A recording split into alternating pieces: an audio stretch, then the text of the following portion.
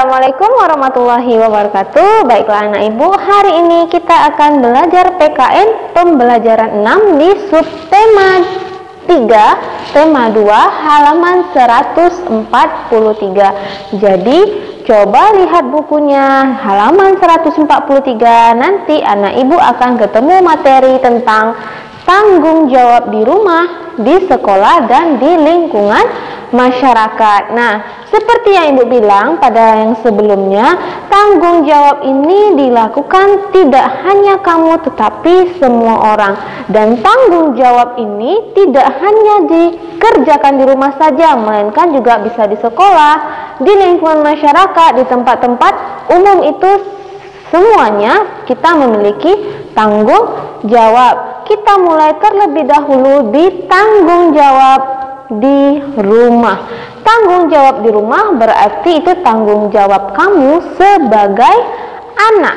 Apa saja tanggung jawabnya? Kita lihat. Yang pertama, membantu pekerjaan orang tua. Iya, membantu pekerjaan orang tua ini misalnya untuk meringankan pekerjaan orang tua, bantulah dia, kerjakan tanggung jawab yang semestinya yang kamu kerjakan. Misal, yang ibu bilang dulu, contoh sederhana adalah rapikan tempat tidur kamu ketika kamu bangun tidur. Itu saja sudah tanggung jawab kamu sebagai anak. Jangan orang tua kamu juga lagi yang merapikan. Kemudian, siapkan baju kamu kalau kamu ingin pergi ke sekolah. Ingat, anak ibu sudah kelas 5. Rasanya kamu sudah bisa menyiapkan baju kamu sendiri, menyiapkan buku pelajaran kamu sendiri, dan juga menyiapkan sepatu kamu. Jangan mama kamu atau ayah kamu lagi atau kakak kamu yang menyiapkan semuanya. Bertanggung jawablah dengan diri kamu sendiri. Persiapan untuk ke sekolah kamu yang siapkan. Misalnya hari Senin kita melakukan upacara, siapkan langsung buku, kemudian baju, topi dengan dasi. Jangan pagi-pagi mama kamu yang mencari topi dan dasi kehilangan. Makanya itu bertanggung jawab dengan barang-barang yang kamu miliki. Jangan pulang sekolah mencampak sana, dicampak sini, karena ada tipe orang yang seperti itu. Simpan, ketika selesai pakai, simpan ke tempatnya di mana biasanya kamu letakkan topi, dasi, dan tas. Jangan lempar tasnya langsung ke sini, nanti lempar sepatu dan topinya. Jangan seperti itu. Kerjakan tanggung jawab kamu, bantu pekerjaan ibu kamu. Jangan semuanya ibu kamu yang mengerjakan. Yang kedua, ikut menjaga kebersihan dan kerapian. Ikut menjaga kebersihan dan kerapian ini juga tanggung jawab kamu sebagai anak. Misal, ketika kamu selesai bermain, di rumah kamu mungkin banyak mainan-mainan, kan kamu serakkan itu. Ketika kamu selesai bermain, rapikan kembali mainan yang kamu gunakan. Bertanggung jawablah menjaga kebersihan. Jangan ibu kamu juga yang semua membersihkan rumahnya, ayah kamu atau kakak kamu yang membersihkan. Bersama-sama membersihkan. Mainan-mainan kamu tentu tanggung jawab kamu yang merapikannya kembali. Atau kamu pulang habis main dari luar, entah main sepeda, entah main bola atau yang lain, kaki kamu kotor. Nah, main masuk aja ke rumah nggak pakai salam. Jangan lakukan hal yang seperti itu ya anak ibu ya. Kamu itu adalah seorang anak yang sudah besar. Kamu sudah kelas 5. Bertanggung jawablah dengan diri kamu sendiri. Ketika kamu pulang, misalnya kaki kamu kotor, bersihkan terlebih dahulu baru kamu masuk rumah. Karena nanti yang kotor siapa? Rumah kamu juga yang kotor, kamu juga yang susah. Nah, nanti kamu kena marah mama kamu yang nanti kasihan membersihkan pasir-pasir misalnya kalau kaki kamu kotor. Yang ketiga, melaksanakan semua aturan. Melaksanakan semua aturan ini kan setiap rumah punya peraturannya masing-masing. Misal ada di rumahnya selalu melaksanakan sholat maghrib berjamaah atau sholat isya berjamaah. Nah, itu kamu ikuti, tanggung jawab kamu sebagai anak. Atau peraturan yang lain, baju ketika disetrika disimpan ke lemari masing-masing. Bisa jadi ada yang seperti itu punya peraturan. Itu yang kamu lakukan sebagai anak. Ketika kamu melaksanakan tanggung jawab kamu di rumah sebagai anak, maka kamu sudah menjadi anak yang berbakti dan peduli terhadap orang tua. Yang kedua, tanggung jawab di sekolah. Tanggung jawab di sekolah berarti tanggung jawab kamu sebagai siswa. tanggung jawab di sekolah ini semua yang berstatus siswa di sekolah memiliki tanggung jawabnya masing-masing. Hampir sama tanggung jawabnya, kecuali mungkin dia kalau ketua kelas, bendahara, atau dia sekretaris, tentu tanggung jawabnya bertambah.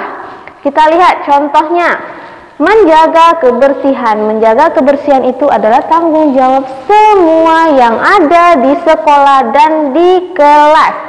Yang kedua, menciptakan suasana belajar yang nyaman. Kalau kelas kamu bersih, kamu bisa menjaga kebersihan dengan teman-teman sekelas. Yang kamu dapatkan akan mendapatkan belajar yang nyaman. Jadi, kamu yang ciptakan, kamu ingin suasana belajar yang nyaman atau yang tidak nyaman. Jadi, jagalah kebersihan kelasmu. Jangan gunakan laci meja kamu sebagai tempat sampah, karena ibu sering ketemu ketika ibu periksa lacinya itu banyak sampah. Semua jenis sampah makanan tersimpan di dalam laci. Ibu tidak tahu apa fungsinya atau apa gunanya kamu menyimpan sampah, padahal tempat sampah disediakan di samping pintu. Jadi tolong gunakan sampah atau tempat sampah itu semestinya. Jangan gunakan laci kamu sebagai tempat sampah. Di situ semuanya ada, berbagai macam sampah jajanan, mangkok-mangkok makan mie juga ada. Jadi tolong jaga kebersihan bersama, karena kalau di situ banyak sampah, yang nyaman siapa? Yang nyaman tentu, yang tidak nyaman tentu orang lain, dan juga kamu sendiri. Tetangga kamu mungkin yang sebelah meja kamu juga tidak nyaman mencium aroma yang tidak sedap. Yang ketiga, melaksanakan semua peraturan. Kalau peraturan ini adalah tanggung jawab kamu sebagai siswa. Setiap sekolah, setiap kelas punya peraturannya masing-masing. Jadi kamu wajib bertanggung jawab dengan menaati semua peraturan. Misal, datang tepat waktu, menggunakan topi dan dasi ketika upacara, menggunakan sepatu hitam, mengucapkan salam. Nah, itu dia. Jadi bertanggung jawablah dengan aturan yang diberikan di sekolah dan juga di kelas. Misal ada tambahan di kelas itu kan, izin permisi keluar itu hanya maksimal 2 orang. Jadi kamu patuhi aturan yang ada, bertanggung jawab. Yang ketiga, lingkungan masyarakat. Berarti tanggung jawab kamu ini sebagai warga. Jadi itu perbedaannya. Kalau di rumah sebagai anak, di sekolah sebagai siswa, di lingkungan masyarakat sebagai warga. Apa saja tanggung jawabnya? Yang pertama, menjaga kebersihan. Kebersihan ini adalah tanggung jawab bersama sebagai warga masyarakat. Jadi, kalau kamu habis makan atau jajan, kamu buang sembarangan, tentu kamu sudah tidak bertanggung jawab. Jadi, buanglah sampah pada tempatnya. Kalau kita menjaga lingkungan kita bersama, tentu semua warga akan merasakan kenyamanan dan udara yang bersih. Yang kedua, menjaga keamanan. Menjaga keamanan ini lebih kepada tanggung jawab ayah, misalnya dia ikut melakukan ronda, kemudian menjaga keamanan itu ada disediakan security, tapi ini lebih kepada ke pos ronda atau siskamling ya anak ibu ya. Ini menjaga keamanan ini itu secara bersama-sama warga yang ayah, nah bapak-bapaknya itu membantu untuk menjaga keamanan lingkungan sekitarnya. Yang ketiga, melaksanakan semua aturan.